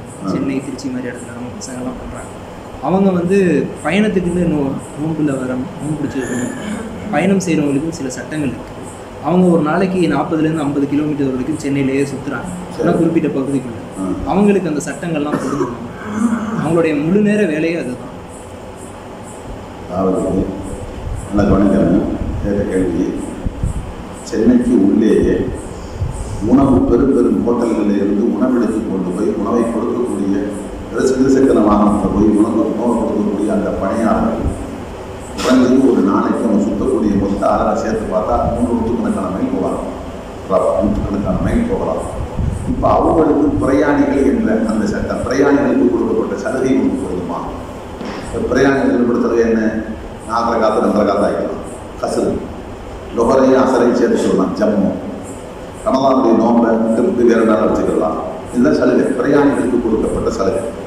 இந்த பிரயாணி யாருக்கு சொன்னால் மாற்றம் சொல்லி 48 மைல் தொலைதூரத்தை நாடி செல்ல வேண்டும் போன்றது வளர்ந்து 48 மைல் அல்லது 80 கிலோமீட்டர் 80 கிலோமீட்டர் தொலைதூரத்தை நாடி ஒருவர் செல்கிறார் என்று சொன்னால் அவருக்கு சலுகை 4 காத்து 2 காத்தா மாறினும் லோகரையும் அசரையும் சேர்த்து ஜம்மு செய்யலாம். ரமலானுடைய மாசமாக இருந்தால் நோம்பை இப்போது விட்டுட்டு வேறு நாட்களை நோம்பு வச்சுக்கலாம், பிரயாணம் இல்லாத நாட்கள் வச்சுக்கலாம். இது சலுகை உண்டு. கேள்வி, இந்த உணவு எடுத்துக்கிட்டு சுற்றுறாருல இவர் லோக்கல்லே சுற்றுறாரு. 80 கிலோமீட்டர் போறாரா நேரா? இல்லை. 48 மைல் நேர போறாரா? இல்லை. போயிட்டு திருப்பி அப்படி வராரா? போகும்போது 48, வரும்போது 48 இல்லை. லோக்கல்லே உள்ளே சுற்றாரு. உள்ளே சுற்றுறதே 48 வரும். அது உள்ளே சுத்த போகும்போது 80 கூட வரலாம். அவருக்கு பொருந்தார். நல்லா வளரணும். ஏன் அப்படின்னு சொன்னால், இப்போ நம்ம அதெல்லாம் மட்டும் எடுத்துக்கிட்டோம். ஒரு ஆள் என்ன செய்யறாரு, காலையில் எரிச்சிட்டு வந்து பிச்சை போறாரு, போடுறாரு, பிச்சை போறாரு, நீங்க ரவுண்ட் அடிக்கிறார் ஃபுல்லாக. ஒரு நாளைக்கு பேஜை சொல்றாரு, அவர் ஒரு நாளைக்கு ஒரு 90 கிலோமீட்டர் சுற்ற வச்சுங்க ஊருக்குள்ளேயே. இவருக்கு சாப்பிட்டு சொல்லி என்ன செய்ய முடியுமா? இவர் கசடு செய்ய முடியுமா? இவர் நோம்பு விட முடியுமா?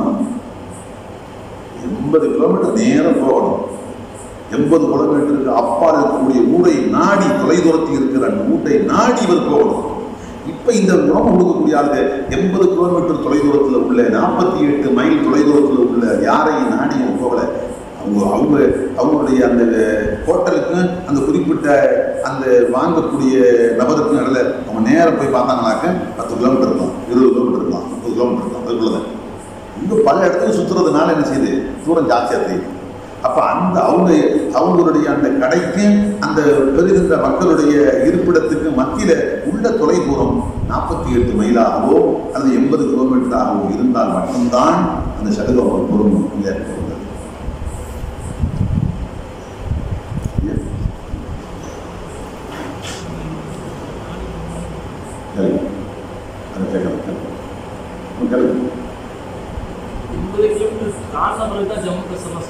முக்கியமான கேள்வி, நல்ல கேள்வி. இப்போ 48 மைல் தொலைதூரத்தோட நாடி புறப்படுறாரு, 80 கிலோமீட்டருக்கு அப்பால் உள்ள ஒரு ஊரை நாடி புறப்படுறாரு. இப்போ 80 கிலோமீட்டருக்கு போனதுக்கு பின்னால தான் கசரு செய்யணுமா, நோம்பு விடணுமா, ஜம்மு செய்யணுமா? இல்லை, 80 கிலோமீட்டருக்கு தொலைவில் உள்ள ஊரை நாடி புறப்பட்டாலே போதும். புறப்பட்ட அந்த வினாடிலிருந்து ஸ்டார்ட் ஆகிடும். உதாரணமாக அதான் பண்ணணும். அதான் பண்ணுறது திருச்சி 48 மைலுக்கு அப்பால் உள்ள ஊர். தஞ்சாவூர் வராது, 48 மைல் இல்லை, 80 கிலோமீட்டர் இல்லை, கம்மி தான். திருச்சி வந்தோம். திருச்சியில் ஒரு வேலையை பண்ணிட்டு மருத்துவ ஸ்கூல் படிக்கிறதோ வச்சுக்கோங்க, அதெல்லாம் வந்து புறப்படுறாரு. அப்போது இங்கே இருந்து புறப்பட போகும்போது ஊருடைய எல்லையை தாண்டிட்டா அவர் நாகரிகாத்துக்கு இந்த கற்றுக்கலாம். லோகரையும் ஆசனையும் ஜம்பிச்சிடலாம், முடிச்சுட்டு வரணும். ஆனால் சத்தியம் ஒரு வார்த்தை சும்மா என்னன்னு சொன்னால், அதராமத்துக்கு உள்ளு புறப்படும்போது வீட்டிலிருந்து புறப்பட்டு வெண்டிப்பேட்டை வரைக்கும் போகிற வரைக்கும் ரூல்ஸ் வராது. ஆனால் ஊருக்குள்ள உரையன் வெண்டிப்பேட்டையை தாண்டி இந்த ஊருடைய பயன்பாட்டுக்கு உண்டான எல்லையை தாண்டது. பயன்பாட்டு இல்லைன்னா இந்த ஊர் மக்கள் விளையாடுற விளையாட்டு தானது பயன்பாட்டு இல்லை.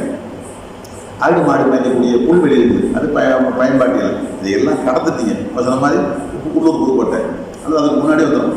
உள்ளூர் புதுக்கோட்டையில் அவ்வளோ போக தேவையில்லை. முன்னாடியே சிப்பாவை தாண்டி இந்த பிள்ளைங்க விளையாடுற கசமணி அதெல்லாம் தாண்டி கடலை அது பிரச்சனை இல்லை.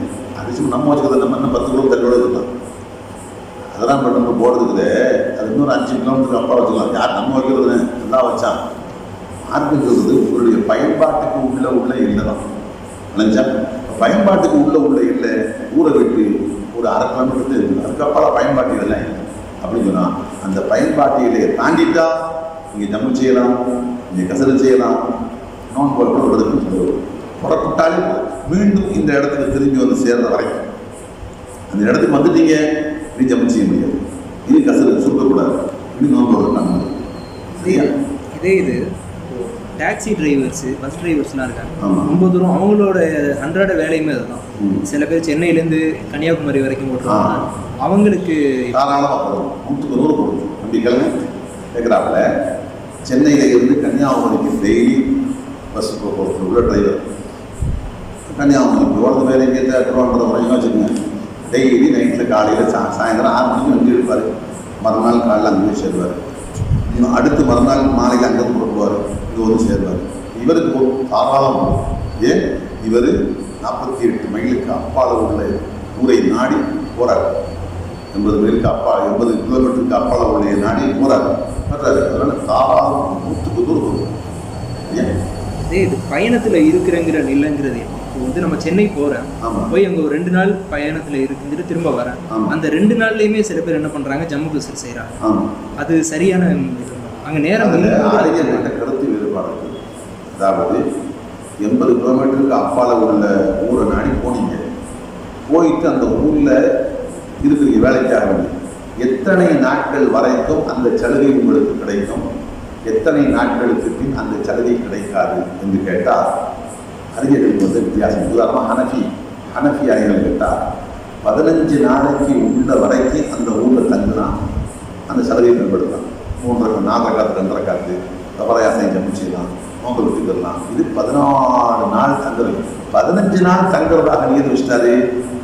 அப்போ சொந்த ஊர் மாதிரி ஆயிடும். அங்கே போனதுக்கு பின்னாடி போகும்போது கசரு ஜம்மு, போனதுக்கு பின்னாடி 15 நாள் தங்குறதா நீர் வச்சிட்டாரு. அதனால போனதுக்கு பின்னாடி அவர் நாகரகமும் சத்துருவோடும் நவராசனை சேர்க்கக்கூடாது, நோம்பு விடக்கூடாது. 15 நாளோ 15 நாளை விட அதிகமாக தங்குறதாக இருந்தாங்க. இது ஹனஃபி அறிஞர்கள். ஷாஃபி அறிஞரத்தை கொஞ்சம் குறைய 10 நாள் நினைக்கிறீங்க அவங்களோட. ஆனால் சரியான கருத்து என்ன, இன்றைக்கு ஹரம்ல கொடுக்கக்கூடிய பத்துவா 4 நாட்கள் ஒரு ஆளுநர் தங்குறதாக இருந்தால் ஜம்மு கசரி 4 நாட்கள் விட அதிகமாக அந்த ஊரில் தங்குறதாக இருந்தால் அவருக்கு ஜம்மு கசரி இல்லை, அவருக்கு நோம்பு விடக்கூடிய சலுகை வராது. 4 நாட்கள் விட அதிகமாக அந்த ஊரில் இருக்கிறதாக நினைச்சுட்டா சொந்த ஊர் மாதிரி ஆகிடும் அப்படின்னு சொல்லுவாங்க. இதான் இன்றைக்கு சவுதியிலிருந்து வர்றவங்க வியாபாரி வர்றாங்க, ஒரு வாரம் தங்குறாங்க. ஒரு வாரம் 7-8 நாள் அவங்க அறையில இருக்கிறாங்க. சரியான கருத்துப்படி 4 நாள். சில அறிஞர்கள் மாற்று கருத்து இல்லை, இந்த மற்ற அறிவு கருத்தை எடுத்துக்கிட்டு சேர்ந்தோம். மற்ற 7 நாள் இருந்தாலும் ஜம்மு செய்யலாம்னு சில அறிஞர் சொன்னாங்கல்ல. 7 நாள் இருந்தாலும் ஜம்மு செய்யலாம், 10 நாள் இருந்தாலும் ஜம்மு செய்யலாம், 15 நாள் வரைக்கும் சொன்னாங்கல்ல ஹனஃபி இமாம்கள்லாம். அப்போ அந்த மாதிரிப்பட்ட அறிஞருடைய கருத்துக்களை எடுத்துக்கிட்டு அதன்படி செயல்படுறாங்க. ஆக சில அறிஞர்களுக்கு எந்த அறிஞருடைய கருத்துக்கள் தான் சேர்ந்தாங்க. அல்லாஹ் அவங்களுக்கு அது அவங்க பின்பற்றுறதுக்கு முழுக்க அதிகாரம். யாரையும் கட்டாயப்படுத்தோம்னா சஹீஹான ஹதீஸை கொண்டு தெளிவான குர்ஆனுடைய ஆயத்தை கொண்டு ஒரு முடிவு, தீர்மானமான ஒரு முடிவு வைக்கும் போது அதை விட்டு போகக்கூடாது. அதான் நான் சொன்னோம். மற்றபடி ஒரு அறிஞருடைய கருத்தை ஒரு ஆள் பின்பற்றுறாருன்னு சாமானியப்பட்ட மனிதர் பின்பற்றுறாங்கன்னா அது தடையை மாற்றுறது. அது சொல்லாம இன்ஷா அல்லாஹ் அல்லாஹ் கேட்கக்கூடிய மனுஷன் சுப்ஹானல்லாஹ் வபிஹம்திஹி அஷ்ஹது அன் லா இலாஹா سبحان ربك رب العزة عما يصفون وسلام على المرسلين والحمد لله رب العالمين.